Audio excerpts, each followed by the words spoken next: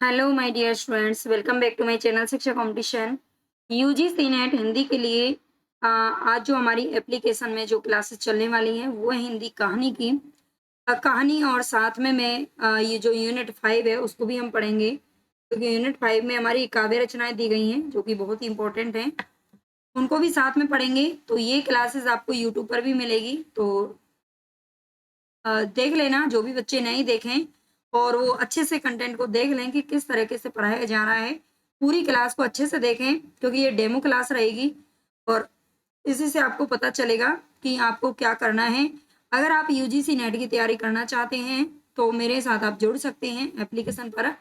और बहुत ज़्यादा नहीं है, कम से यानी कि 1499 का है ये बैच, लेकिन अभी 999 में है ना। रक्षाबंधन का ऑफर है और अभी इसको बढ़ाया नहीं है, तो 999 रुपये में आपको ये बैच मिल जाएगा कंप्लीट। अगर आप पढ़ना चाहते हैं, यूजीसी नेट की तैयारी कंप्लीट करना चाहते हैं, तो आप मेरे साथ में जुड़ सकते हैं। ये सब मैंने आपको पहले ही बता दिया, इसके लिए सॉरी, है ना। चलो मैं आगे चलती हूँ।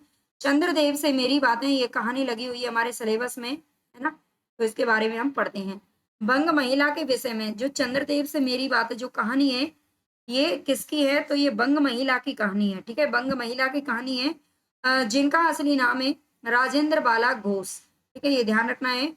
और जन्म इनका हुआ था 1882 ईस्वी वाराणसी में। सबसे पहले हम जो लेखक या लेखिका है उनके बारे में थोड़ा जान लेते हैं, उसके बाद में हम अपनी जो विधा है उसको पढ़ेंगे, ठीक है। तो 1882 में इनका जन्म हुआ था वाराणसी के अंदर। 1904 से 1917 ईस्वी तक इन्होंने लेखन कार्य किया था, ठीक है। इनका जो लेखन कार्य है उसका वर्ष कब से कब तक था? तो 1904 में, 1904 से लेकर के 1917, 1904 में इनकी सबसे पहली जो कहानी थी चंद्रदेव से मेरी बातें, यही प्रकाशित हुई थी। और हिंदी कहानी के लेखन की जो परंपरा है वो भी बंग महिला से ही शुरुआत हुई थी, ठीक है, ये भी ध्यान रखना है। इनके माता पिता की बात करें तो नीरद वासिनी इनकी माता का नाम था और राम प्रसन्न इनके पिता का नाम था। पति कौन थे? इनके चंद्रदेव थे। इनके पति का नाम चंद्रदेव था, लेकिन जो ये कहानी है चंद्रदेव से मेरी बातें, इसमें इनके पति पात्र नहीं है, ठीक है। अपने पति से बात नहीं कर रही है ये चंद्रदेव यानी कि जो चंदा मामा, जो चंद्रदेव है यानी कि जो चांद है, चंदा है, जो आसमान में रहते हैं, उनसे बातें की जा रही हैं, ठीक है। क्या बातें की जा रही हैं उनको हम आगे पढ़ेंगे। आगे यहाँ पर इनका जो निधन है ये 24 फरवरी 1949 को मिर्जापुर के अंदर हुआ, ठीक है। वाराणसी में इनका जन्म हुआ था 1882 ईस्वी में, और 1949 में इनका निधन हुआ था मिर्जापुर के अंदर।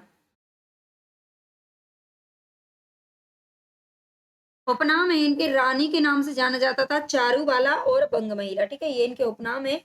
हिंदी नवजागरण की पहली छापामार लेखिका, ठीक है, हिंदी नवजागरण की पहली छापामार लेखिका के नाम से ही प्रसिद्ध है। कृति परिचय की बात करें तो इन्होंने और कौन कौन सी कहानियां लिखी हैं? चंद्रदेव से मेरी बातें 1904 ईस्वी में सरस्वती में प्रकाशित हुई थी। कुंभ में छोटी बहू, दुलाई वाली 1907 ईस्वी, दुलाई वाली भी हमारे सिलेबस में आती है, ठीक है। भाई बहन 1908 ईस्वी, दलिया 1909, और हृदय परीक्षा 1915 ईस्वी, ठीक है। ये इनकी कहानियां हैं जो पूछी जा सकती हैं। चंद्रदेव से मेरी बातें नामक जो कहानी है ये सरस्वती पत्रिका में 1904 ईस्वी में निबंध के रूप में प्रकाशित हुई थी। ये एक निबंधात्मक कहानी है, ये आपको ध्यान रखना है। निबंध के रूप में प्रकाशित हुई है। ये कहानी बंग महिला यानी कि राजेंद्र बाला घोष के द्वारा लिखी गई है। यह कहानी पत्रात्मक शैली में लिखी व्यंग्यात्मक कहानी है, ठीक है। निबंध के रूप में लिखी गई थी, लेकिन इसकी जो शैली है वो कौन सी है? तो यह पत्रात्मक, ये पत्रात्मक, एक पत्र की तरह लिखी गई थी। चंद्रदेव को पत्र लिखा था किसने? बंग महिला ने, ठीक है, राजेंद्र बाला घोष ने। और ये एक व्यंग्यात्मक कहानी है, पढ़ने से पता चल जाएगा। भवदेव पांडे इसे हिंदी की पहली राजनीतिक कहानी मानते हैं, ठीक है, ये भी ध्यान रखना है, मोस्ट इंपॉर्टेंट है। चंद्रदेव से मेरी बातें, इसको पहली कहानी किसने माना है? तो भवदेव पांडे ने माना है, पूछा जा चुका है क्वेश्चन। आगे आते हैं कहानी के विषय, किन किन विषयों पर इसमें चर्चा की गई है? तो पक्षपात, पक्षपात पे की गई है ना। इसके बाद है ज्ञान विज्ञान की बातें इसमें की गई हैं, ज्ञान विज्ञान पर चर्चा हुई है। कलकत्ता की बात की गई है। वाहन यानी कि चप्पल, ठीक है, वाहन क्या है? हमारे चप्पल हैं। चप्पलों के बारे में बात की गई है। बिजली, एकता का सूत्र, तंत्र विज्ञान, परिवर्तन, चिकित्सा, कानून, इन सब के बारे में इस जो चंद्रदेव से मेरी बातें, इसमें बातें की गई हैं। विशेष बातें देख लेते हैं। उपनिवेशवाद के शिकार भारत में तत्कालीन आर्थिक, राजनीतिक, सामाजिक समस्याओं का वर्णन करते हुए वायसराय लॉर्ड कर्जन और उनकी व्यवस्था पर करारा व्यंग्य किया गया है। ठीक है, उपनिवेशवाद के शिकार भारत का मतलब है जब हमारा भारत गुलाम था। ठीक है, उस वक्त हमारा भारत गुलाम था और गुलामी का शिकार था। उपनिवेशवाद कहा जाता है गुलामी। ठीक है, आर्थिक, राजनीतिक, सामाजिक समस्याओं का वर्णन इसमें किया गया है। और वायसराय लॉर्ड कर्जन, उस समय का जो वायसराय था वो कौन था? कर्जन साहब थे। और उनकी व्यवस्था पर करारा व्यंग्य इस कहानी में किया गया है। ये जो कहानी है वो चंद्रदेव को लिखे गए पत्र के रूप में लिखी गई है। ठीक है, मैंने अभी आपको बताया जैसे हम किसी को पत्र लिखते हैं तो वैसे ही बंग महिला के द्वारा चंद्रदेव को पत्र लिखा गया है हमारे भारत की जो व्यवस्था है उसके ऊपर। ठीक है, जिसमें तत्कालीन गुलाम भारत की व्यवस्था और परिवेश पर व्यंग्य किया गया है। अंग्रेजी सरकार की न्याय व्यवस्था पर भी व्यंग्य किया गया है। रंगभेद एवं पक्षपात का चित्रण इसमें किया गया है। ठीक है, अंग्रेजी सरकार की जो न्याय व्यवस्था है उस पर व्यंग्य किया गया है। रंगभेद और पक्षपात का चित्रण इसमें किया गया है। सरकारी मिशन और कमीशन की उपयोगिता पर प्रश्न चिन्ह इसमें लगाया गया है। ठीक है, सरकारी मिशन और कमीशन, उच्च शिक्षित वर्ग की काठ के पुतलों से तुलना की गई है। ठीक है, काठ के यानी कि लकड़ी के जो पुतले होते हैं ना, काठ बोलते हैं लकड़ियों को, लकड़ी के पुतले से तुलना की गई है जो भी उच्च शिक्षित वर्ग है हमारे भारत का। लेखिका भारत की दीनहीन व्यवस्था को देख लेने का आग्रह करती दिखाई दे रही है। किससे? चंद्रदेव से। वो चंद्रदेव से पत्र लेकर के कहती हैं कभी हमारे भारत में आओ और यहाँ की व्यवस्था को देखो, है ना। इस तरह से जो बातें हैं वो हो रही हैं। प्रकृति से छेड़छाड़ पर भी व्यंग्य किया गया है। मसलन कलकत्ता आदि को देखकर आपके देवराज सुरेंद्र भी कहेंगे कि हमारी अमरावती तो इसके आगे निरी फीकी सी जान पड़ती है। ठीक है, प्रकृति से जो छेड़छाड़ की जा रही है, पेड़ों को काटा जा रहा है, प्रदूषण हो रहा है, या फिर नदियों पे बांध बनाए जा रहे हैं, या जो ये सारी चीजें हैं इनको लेकर भी इसमें व्यंग्य किया गया है। कलकत्ता विश्वविद्यालय के विद्वानों पर भी व्यंग्य किया गया है। इस कहानी में केवल दो ही पात्र हैं, लेखिका और चंद्रदेव। लेकिन ध्यान रखना ये चंद्रदेव इनके पतिदेव नहीं है। ठीक है, ये बात आप ध्यान रखना। आगे है इसके प्रमुख उद्धरण। छोटी कहानी है ये, तो प्रमुख उद्धरण इसके देख लेते हैं। यहीं से क्वेश्चन आपका पूछा जाता है हमेशा। भगवान चंद्रदेव क्षमा कीजिए, आप तो अमर हैं, आपको मृत्यु कहाँ, तब परलोक बनाना कैसा? तब परलोक बनाना कैसा? ओहो, देवता भी अपनी जाति के कैसे पक्षपाती होते हैं। देखो ना, चंद्रदेव को अमृत देकर उन्होंने अमर कर दिया, तब यदि मनुष्य होकर हमारे अंग्रेज अपनी जाति वालों का पक्षपात करें तो आश्चर्य ही क्या है। अच्छा, यदि आपको अंग्रेज जाति की सेवा करना स्वीकार हो तो एक एप्लीकेशन यानी कि निवेदन पत्र हमारे आधुनिक भारत प्रभु लॉर्ड कर्जन के पास भेज देवें। ये पक्षपात की बातें यहाँ पर हो रही हैं। वो कह रही हैं कि जो देवता थे जब अमृत उन्हें मिला था तो उन्होंने चंद्रदेव को अमृत दे दिया और उन्हें अमर कर दिया था। ठीक है, तो फिर जब देवता पक्षपात कर सकते हैं तो फिर मनुष्य होकर के हाँ पक्षपात क्यों नहीं करेंगे, हमारे अंग्रेज क्यों नहीं करेंगे? ये आश्चर्य की बात थोड़ी नहीं है ना। एक तरीके से व्यंग्य किया जा रहा है। और वो उनसे ये भी कहती हैं चंद्रदेव से, यदि आपको अंग्रेजी जाति की सेवा स्वीकार करना हो यानी कि आपको सरकार की नौकरी पाना है तो यहाँ पर आप केवल एक निवेदन पत्र हमारे जो प्रभु है लॉर्ड कर्जन उनके पास भेज देना, आपको नौकरी मिल जाएगी। ठीक है, ऐसा भी वो कहती हैं। आशा है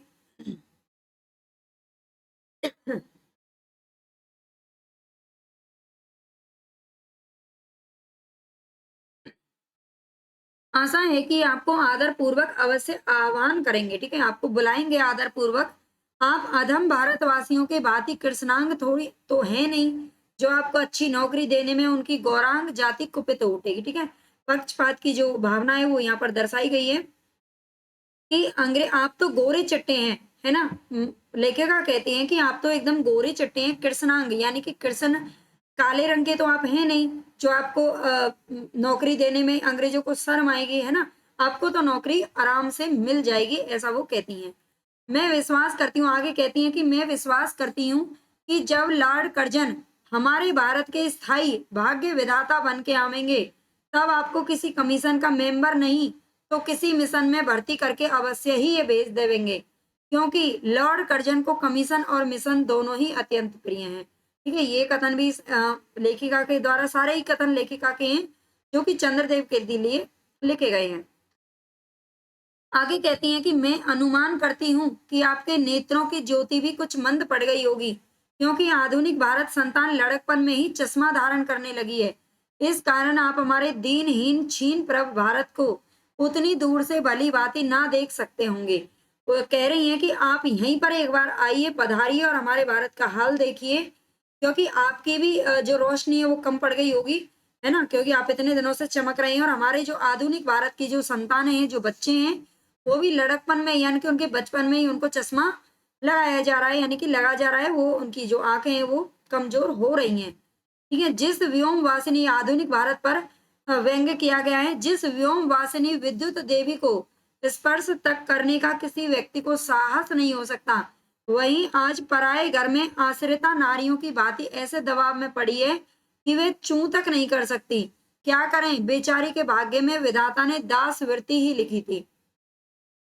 ठीक है, ये किसके लिए कहा गया है? ये बिजली की बात नहीं की जा रही है, ये बिजली की बात नहीं, ये नारियों की बात की जा रही है कि पहले हमारे देश में जो नारियां थी वो इतनी सुरक्षित थी कि उन्हें स्पर्श करने तक का साहस किसी को नहीं था, लेकिन आज वो दासों की भांति जीवन बिता रही हैं। ठीक है, ये यहाँ पर कहा गया। हालांकि ये बात गलत है लेखिका की, क्योंकि मुगलों के समय से ये जो दास वृत्ति है, यानी कि ये जो महिलाओं की खासकर से कहें, पर्दा प्रथा, बालबाई, ये सब उसी समय शुरू हुए थे मुगलों के कारण, है ना? अंग्रेजों ने तो काफी हद तक हमारी जो ये कुप्रथा थी उनको दूर करने की कोशिश की है, और आजकल आप जो लड़कियों को देख रहे हैं ना, ये पाश्चात्य संस्कृति का ही तो प्रभाव है ना? जो हाफ हाफ टी शर्ट में घूम रही हैं, तो उन्होंने तो कहीं ना कहीं महिलाओं को एक छूट, आजादी देने में बहुत ही कृपा की है ना। स्त्रियों की दशा का वर्णन, स्त्रियों की दशा का आगे वर्णन करते हैं कि यह भारत में ना तो आपके और ना आपके स्वामी सूर्य महाशय के ही वंशधरों का साम्राज्य है, और सस्य श्यामला स्वर्ण प्रसूता मूर्ति ही है। अब तक मैंने जिन बातों का वर्णन आपसे स्थूल रूप में किया है, वह सब इन्हीं विद्या विशारद गौरांग के कृपा कटाक्ष का परिणाम है। ठीक है, गौरांग के कृपा कटाक्ष का परिणाम है। वैसे तो यहाँ प्रति वर्ष पदवी दान के समय कितने ही राज्य विहीन राजाओं की सृष्टि हुआ करती है। एक सेकंड, यहाँ पे मैं आपको बता देती हूँ। ये जो ऊपर आपको दिख रहा है ना, स्त्रियों की दशा का वर्णन, ये इसमें किया गया है। ठीक है, ये जो पैराग्राफ हमने पढ़ा था अभी, मैंने हालांकि आपको बता दिया था नारियों के लिए है ये, तो स्त्रियों की दशाओं का से वो संबंधित है। ठीक है, और ये जो अभी हम पढ़ रहे हैं ये वाला पैसेज, ये आगे इसके बारे में मिलेगा, किसके बारे में लिखा गया है। ठीक है, देख लेते हैं। ये देसी राजाओं की रीढ़ विहीनता का वर्णन है। ठीक है, वैसे तो यहाँ प्रतिवर्ष पदवी दान के समय कितने ही राज्य विहीन राजाओं की सृष्टि हुआ करती है, पर आपके वंशधरों में जो दो चार राजा महाराजा नाम मात्र के हैं भी, वे भी काठ के पुतलों की भांति हैं। जैसे उन्हें उनके रक्षक नचाते हैं, वैसे ही वे नाचते हैं। वे इतनी भी जानकारी नहीं रखते कि उनके राज्य में क्या हो रहा है, उनकी प्रजा दुखी है या सुखी है। ये जो देसी राजा हैं, उस समय हमारे अंग्रेजों के आने से पहले राजा हुआ करते थे, आप सभी जानते हैं। ठीक है, राजा हुआ करते थे, तो उन देसी राजाओं की रीढ़ विहीनता का वर्णन इसमें किया गया है, यानी कि उनकी जो शर्म है, आंखों की जो शर्म है वो मर चुकी है। अब वो अपनी प्रजा से उन्हें कोई लेना देना नहीं है, जैसे उनके रक्षक यानी कि अंग्रेजों के बस में है, और जैसे वो उन्हें नचाते हैं वैसे ही वो नाचते हैं कठपुतली की तरह। ठीक है, आगे है, गंगा पर बन रहे पुलों और बांधों के माध्यम से आधुनिक विकास की आलोचना की गई है। इसमें हरिपदोद्वा त्रिलोक्य पावनी सुरसरी के भी खोटे दिन आ गए। सुरसरी आप जानते हैं गंगा का पर्यायवाची है। ठीक है, ये गंगा का पर्यायवाची है, तो गंगा के भी खोटे दिन आ गए हैं।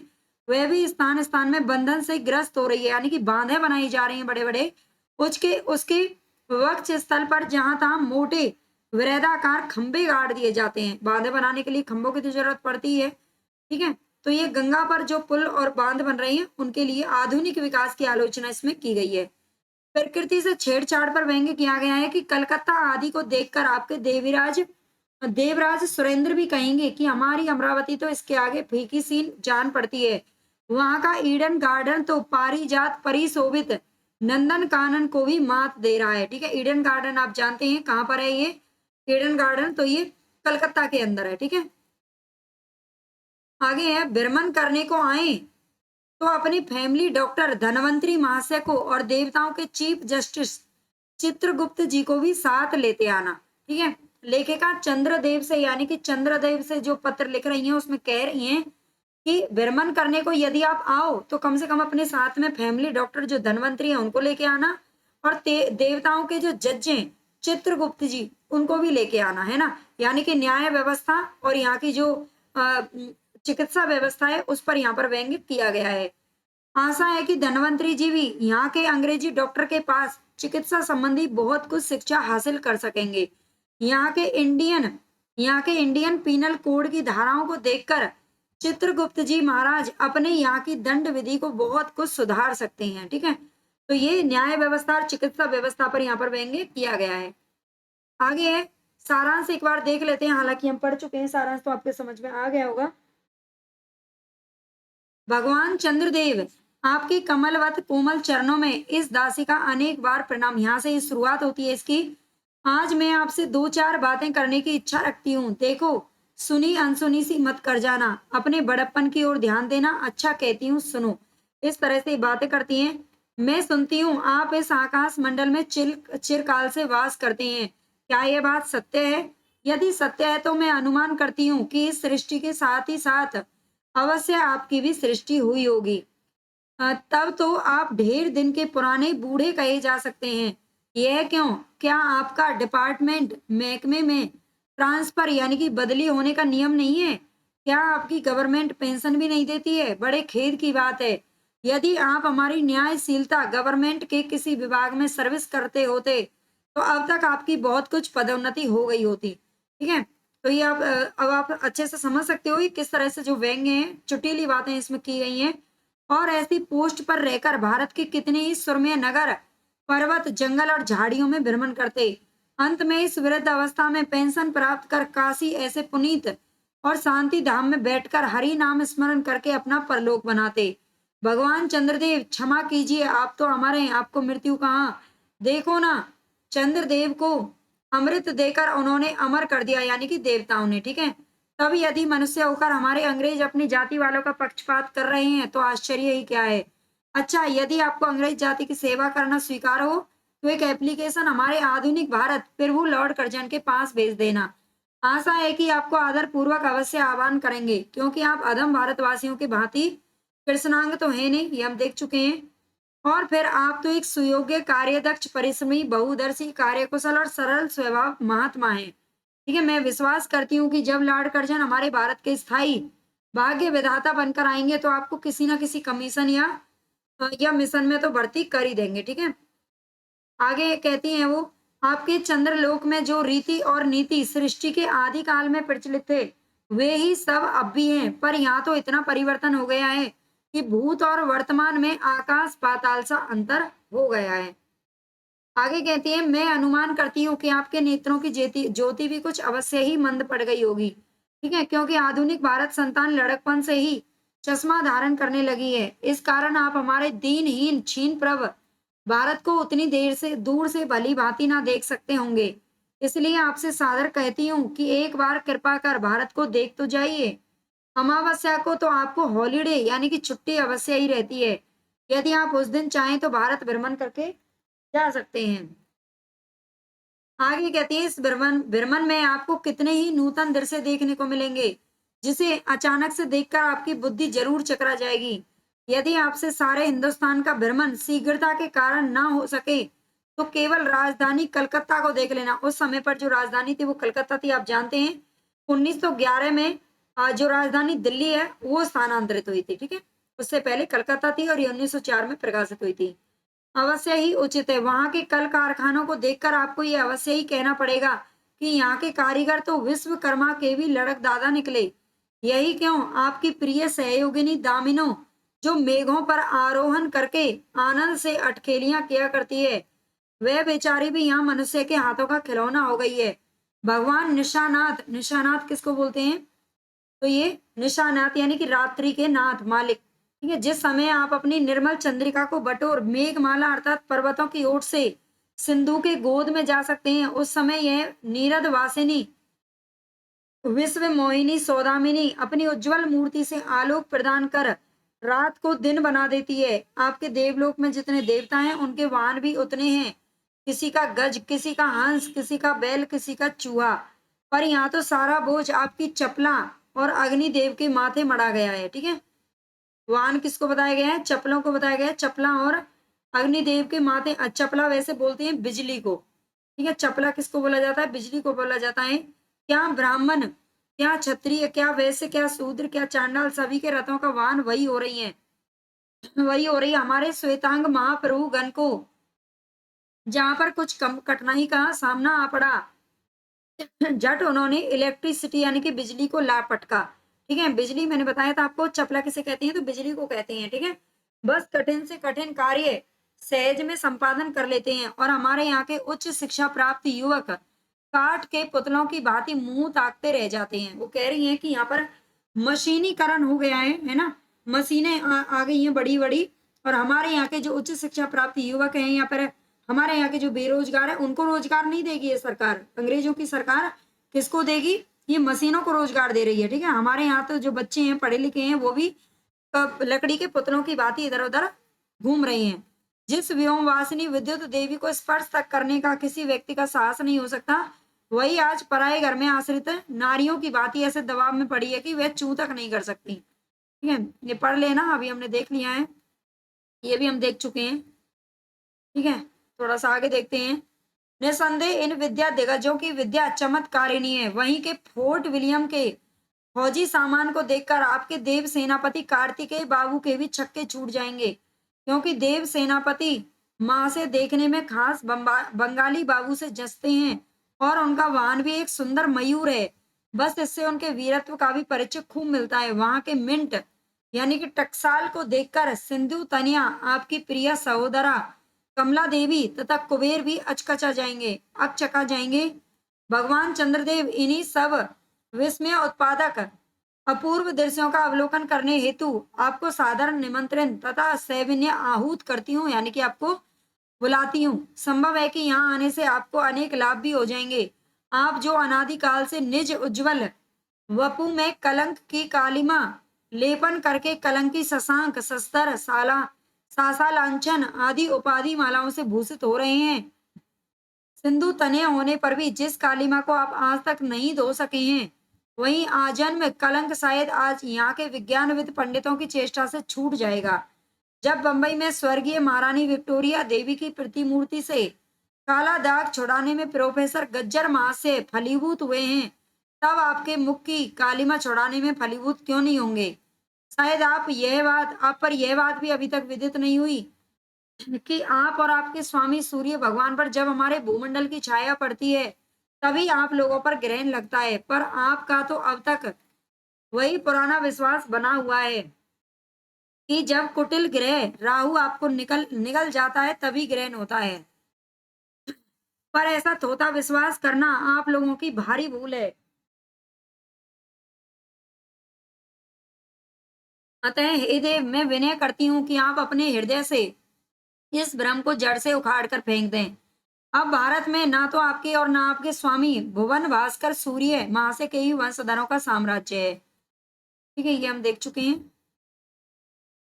चलिए, ये हमने पढ़ लिया है। उम्मीद है ये आपको पसंद आएगी कहानी। अगर आप जुड़ना चाहते हैं मेरे साथ, यूजीसी नेट की तैयारी करना चाहते हैं, इसी तरह का कंटेंट आपको मिलेगा, तो केवल और केवल 999 रुपए में आपको ये पूरा कंप्लीट बैच मिल रहा है। ठीक है, कंप्लीट इसमें आपको तैयारी कराई जाएगी विद थ्योरी, और साथ में आपको पीवाईक्यू भी करा दिए जाएंगे। जल्दी से जल्दी हम इस सिलेबस को कंप्लीट करने की कोशिश करेंगे। उपन्यास में उसमें करा चुकी हूँ, और जो हिंदी की यूनिट 2 है उसको हम कर ही रहे हैं। डेली यूट्यूब पर भी क्लासेस चलती हैं। ठीक है, और इसकी अगर आप कोर्स ना लेकर के 6 से 10 तक, है ना, यूनिट 6 से लेकर के 10 तक अगर आप ई बुक के रूप में लेना चाहते हैं, ई बुक लेना चाहते हैं, तो केवल और केवल 179 रुपए में आपको वो भी एप्लीकेशन पर मिल जाएगी, जो नीचे नंबर स्क्रॉल हो रहा है उस पर आप मुझे मैसेज कर देना अगर आपको कुछ भी हेल्प चाहिए तो। धन्यवाद। लाइक सब्सक्राइब भाई एक बार जरूर कर लेना, और प्लीज बताइएगा कि आपको कंटेंट कैसा लगा है। धन्यवाद।